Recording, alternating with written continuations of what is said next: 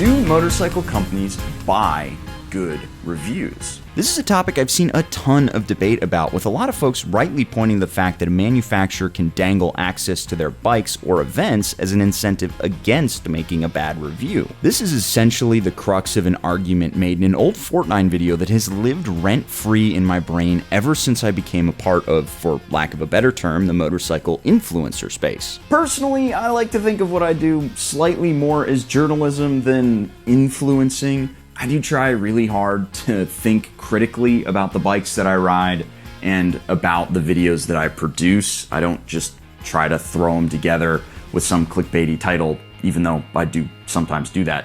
But I try to be as open and honest about a product as humanly possible. That being said, the idea of a press launch, which is an event where a manufacturer flies people out to a location to test their bikes out, is just a paid vacation, persists. There's the image of your favorite motojourno sitting in an inner tube in a pool, sipping a margarita in the south of Italy somewhere before reviewing the newest Aprilia, or the very real event that happened with Royal Enfield in the Super Meteor 650, where they flew people out to India to test ride the bike. Now, while it's true that those events do happen, the vast majority of press launches that I have been to have been very mellow and perhaps underwhelming affairs, if that's the idea that you have in your head. So what I did was I actually recorded my most recent press launch. This was the Honda E-Clutch event where they flew me out, they paid for my hotel, and they paid for food. And the whole time I was recording, not only to make my review of the bike, which you can actually see on the channel already, but I wanted to show you guys the behind the scenes of a press launch, because I think it's valuable for you guys to actually understand what these press launches look like. So let's dive on in.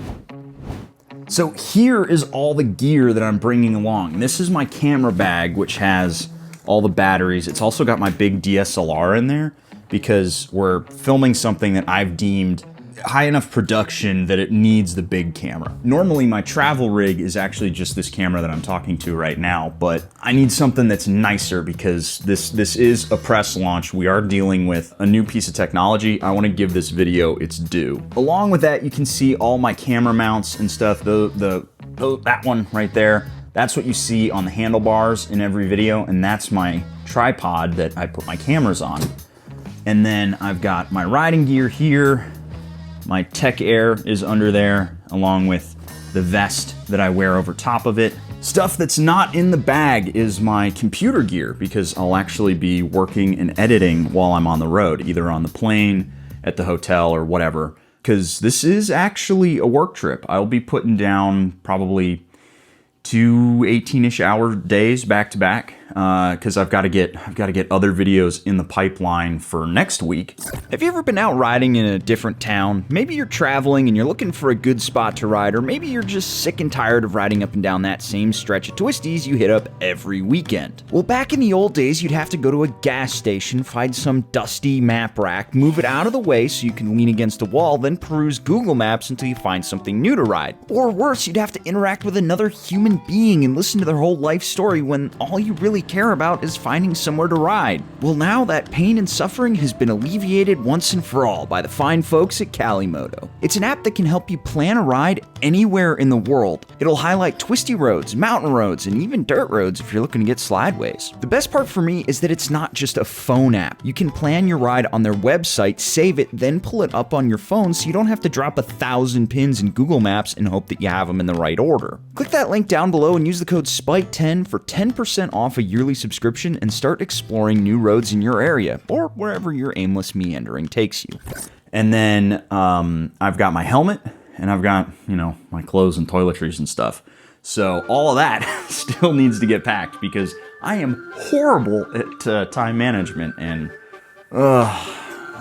in case anybody's wondering, I do have enough Orbit Culture t-shirts to make it through a couple of days. $21 later. Don't you love the airport? That's a sausage wrap. Technically, it is a wrap because it's in a tortilla, but it is literally just a sausage. Yay. This is actually the back end of YouTube. Not a lot of people show this off, so you can see all the videos and stuff that are on the channel. That's the full-length version of the Transalp video, and then there's some other content behind the scenes that is only for Patreon people. But One thing I do want to talk about is actually this recent Harley video that has a relatively spicy like-dislike ratio. I think it's a bad idea for YouTube to not show that to people, because it's important for you guys to tell me whether or not you like or don't like something. I completely missed in this video the idea that Harley said that only its US-based built motorcycles would be sold in the US, or rather, any bikes sold in the US will be made in the US. I didn't actually know that. And a lot of people voiced their displeasure, and it's important that you see that. So there's a extension that I use called Return YouTube Dislike, and I highly recommend that you guys get that if you watch YouTube on a desktop, because it is important that you see stuff like that. Well, on the ground in Atlanta, and now we gotta find the car, and I think we got an hour and a half drive to wherever we're going, which is some little town in the middle of nowhere, a little bit north of Atlanta. So I gotta find a door and find a truck and get in it.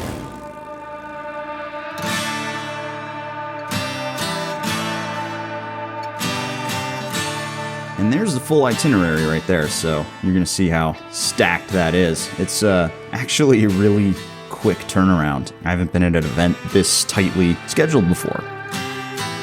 I gotta go get a little bit of work done, and then we've got the presentation at 6:30.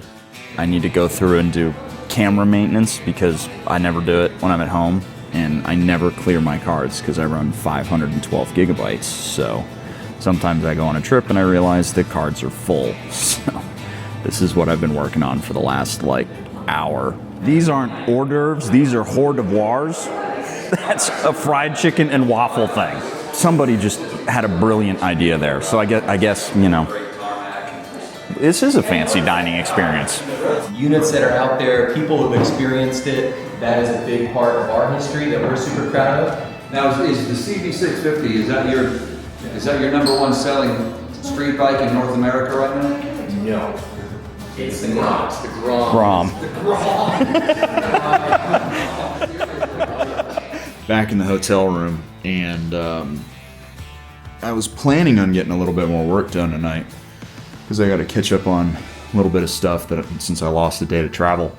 But it is 10:08, and we need to be downstairs fully packed tomorrow at 7 a.m. Dinner was nice. It was fun. Actually, the reason why I really enjoy coming early and being involved in the dinners, you're interacting with all the other creators that you don't normally get to hang out with. We were just talking about YouTube and it's a ton of fun. That is my favorite part about hanging out with the people that come to these events. But tomorrow, it's filming day. I gotta get some of my gear charging. Do it all over again tomorrow. Good morning, everybody. It is currently a time that I knew intrinsically existed, but never wanted to acknowledge with my own eyes. We are getting ready to get in the cars at 7, and then we're gonna roll out to the track where we're gonna have a little bit of breakfast, which I'm very excited for because I'm hungry, and then we're gonna go get on the bikes. And we have arrived at this morning's entertainment. The track. We're all signing paperwork because you can't get on a racetrack without signing your life away. Can I be in your video? Yeah. Can I be in your video? Chase wants to be in the video. Should we let him be in the video? Zoom in? Yeah. Did you not know it had digital zoom? Bro, you're a pro influencer. Holy crap. I'm a pro influencer. Alrighty, folks. We just did some photo stuff because I gotta do it for the gram. Now it's breakfast time, and then there's a little sort of rider meeting where they're going to run us through the bikes, and then we go out on a racetrack. That'll be fun. This is like a really nice little pool pavilion. They even got a putting green out there. This place is nicer than a lot of the tracks that I ride at. It's honestly, the facilities are almost as nice as COTA. It's AMP apparently is where we're at. They made one critical error, and they told me that the Diet Coke fridge was fair game. So they may be out of Diet Coke by the end of the day. If you do by chance happen to go down, keep your helmet on, walk to a safe location, remain standing. We will get to you as soon as possible. If you are hurt, have to maintain. We will get you, but do keep your helmet on. We just got done with the information brief. Now I'm gonna go get my gear on, and I'm just gonna test it out. I always spend time on the bike without the cameras rolling, because as much as you think you want my raw opinion, you really don't, because that's when I ramble. Alrighty folks, we are now pulled back into the pits here, and we're gonna do the actual filming stuff, because I can't just go hang out on a racetrack all day as much as I want to. This is the part where I actually have to set up the camera and start talking about stuff. Okie dokie folks, we're now out on one of the test bikes, and yes, I am on a racetrack, and yes, being on a racetrack is a fun and exclusive experience, especially when there's only 6 of us out here. But this is a working track session. I'm here trying to think about how the bike rides. I'm not just out here trying to hit apexes, especially since I'm not in a race suit, right? This is literally just a controlled environment to get to feel the machine. But my job here, it's not to go fast. Like, obviously I do have to speed it up because this is a track, and I can't go, you know, driving Miss Daisy out here. But I'm not going as fast as I want to, because I'm not trying to click off a lap time. What I'm looking for here is, how does this thing feel? And that's not easy. There's a lot that I'm balancing here, especially since I'm vlogging. Like, don't get me wrong, I am trying to go a little bit quick because I'm a motorcyclist and my brain doesn't work like a normal human. But that's not the goal. I'm trying to test the E-clutch. The biggest thing I'm looking for here is, how does this thing behave? Does it feel unique? Does it feel different? How does it feel compared to a quick shifter? I'm trying to draw all of these conclusions while trying to average, you know, over 50 miles an hour. Another thing I'm doing while I'm out here is I'm trying not to burn myself out. I'm trying to get the vibes down, learn a racetrack, learn a motorcycle, and not exhaust myself, because that would be really easy to do out here. B-roll time. You almost never see this. Get ready for some ice cam. Okay, folks, we have finished taking B-roll, done our track vlogs, and now we're getting ready to go out to our first photo opportunity. So basically what we're gonna do is we're gonna go right out in the hills, and then we're gonna get to, you know, a nice corner that's as controlled as it can be out in the streets, and we're gonna go through and come back and go through and come back. And I'm not gonna lie, that part is actually pretty tedious. So we've got a set of twisties right here, and we're each taking our turns going up and back and up and back and up and back, so that the camera guys can take shots of us. Like I said, this part can get just a wee tad tedious, mostly just because it's a lot of hurry up and wait. And then we've got 3 photo stops along the way with a lunch stop. So, you know, we get into a little bit of a ride, and then we run through the photo stop. It does give us a good opportunity to get some B-roll from the team at Honda, as well as some photos, which is really nice. And we got another cameo back there.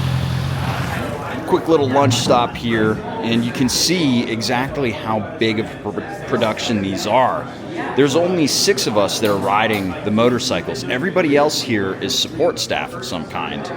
So they are very big deals, but the funny thing is they're really usually mellow. Maybe a ton of folks, but you know, everybody's here just not really goofing off, but goofing off a little bit. Oh, it's so bright outside. Well, we are all fed, and now it's time to get back on the road. We've got a good bit of ways to cover, and I think 2 more photo stops.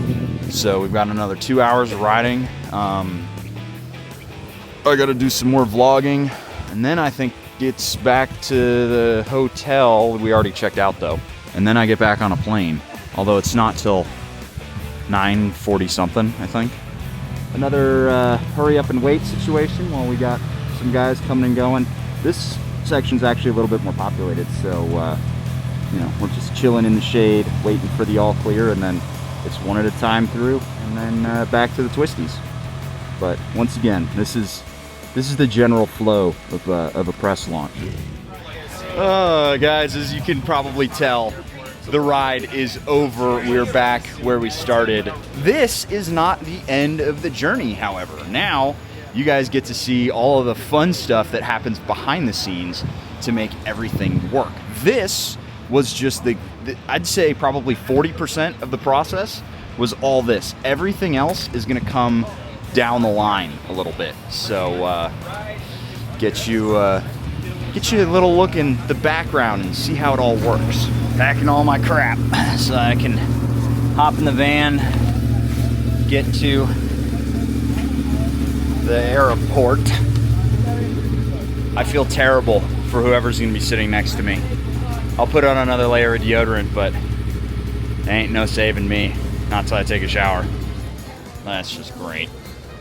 I've been sitting here for a couple hours, and the flight is delayed. Yay. Is it bad that I feel more comfortable riding a racetrack with no suit than I do flying on a 737?